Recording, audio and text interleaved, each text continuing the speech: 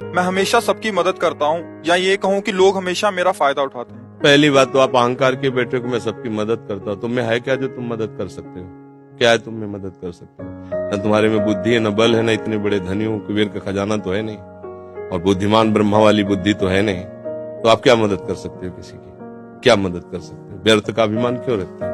भगवान कृपा करके यदि किसी को एक लोटा पानी तुमसे पिलवा रहे हैं तो इस बात को ऐसे क्यों नहीं देखते हो कि भगवान कृपा करके इन रूपों में मेरी सेवा स्वीकार कर रहे हैं, मैं मदद। इसीलिए तो तुम्हें क्रोध आ रहा है, क्योंकि कामा संजायते क्रोधा, क्रोधा स्मृति विभ्रमा, स्मृति भ्रंशात बुद्धिनाशो, बुद्धिनाशात प्रणश्यति। तुम ये कामना किए बैठे हो कि मैं दूसरों की सेवा करता हूं और दूसरे मेरी बात नहीं मानते, मेरी ये सेवा नहीं हुई।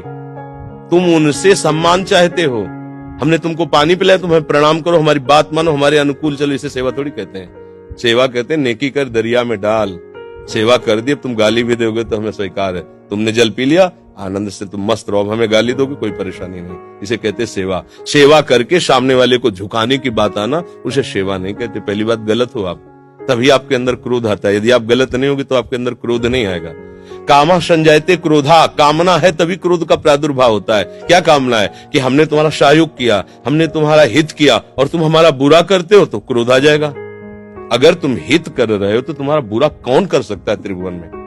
किसी की ताकत नहीं। हमारा कर्म ही बुरा हमारे सामने आता है। जैसे हम अभी वर्तमान में वो पाप नहीं किए जिसमें हमारे ऊपर ब्लेम लगाया गया है। इस समय तुम बिल्कुल निर्दोष हो, लेकिन वो दोष जो तुमने गुप्त रूप से किया तुम्हें बख्शेगा नहीं। तुम लाख जगह रो, लाख जगह तुम प्रार्थना करो, वो तुम्हें दंड दे के रहेगा। कर्म बड़ा बलवान होता है।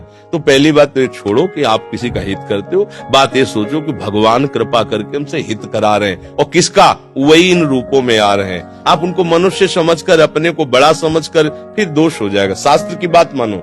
भगवान कह रहे हैं मैत्रः करुण एव च, लेकिन निर्ममो निरहंकारा। सबसे मित्रवत व्यवहार करो, ममता न करो, सबको सुख प्रदान करो, लेकिन अहंकार न करो। ये अहंकार ही तो क्रोध रूप में परिणित हो रहा भैया। दोष को खुद पकड़े हुए हो, दूसरों पे दोष देखते हो, कैसे सुधार होगा?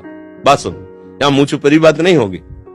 तस्मात् शास्त्रम प्रमाणम ते कार्याकार्यो व्यवस्थित हो। सही बात सुनने के लिए भी छाती में बल चाहिए। बोलने की तो बात जाने दो, सही बात सुनने के लिए हमारे अंदर बल चाहिए। अगर तुम इस बात को सुन ले, समझ गए, तो तुम गृहस्थ में रहते हुए भी महाशक्तिशाली बन सकते हो। पर आज हम क्या है कि सबकी खुद अपनी खो रहे हैं, इसीलिए क्रोधित हो रहे हैं। कमजोर क्रोधित होता है, बलवान क्षमावान होता है। बलवान क्रोधित नहीं होता है, कमजोर को क्रोध आता है, कामना युक्त को क्रोध आता है। हम दूसरे का हित कर रहे हैं, ये अहंकार है। हम एक यंत्र हैं, भगवान यंत्री हैं, वो जैसा हमसे करवा रहे वैसा हो रहा है। हमें ये भावना रखनी है, हम करने लायक हैं। एक श्वास भी नहीं ले सकते इस तरह में, ऐसे भी नहीं कर सकते। अगर वहां से ऑफ हो जाए तो तुम एक श्वास नहीं ले सकते, फिर क्या होगा? एक कदम नहीं चल सकते, फिर क्या होगा? तो बात समझिए, आपसे जो करवाया जा रहा है वो प्रभु श्री हरि कर रहे हैं। इसी भाव से जब हम चलेंगे तो हमारे कभी गुस्सा नहीं आएगा, कभी गुस्सा नहीं आएगा। आप समझ पा रहे हैं?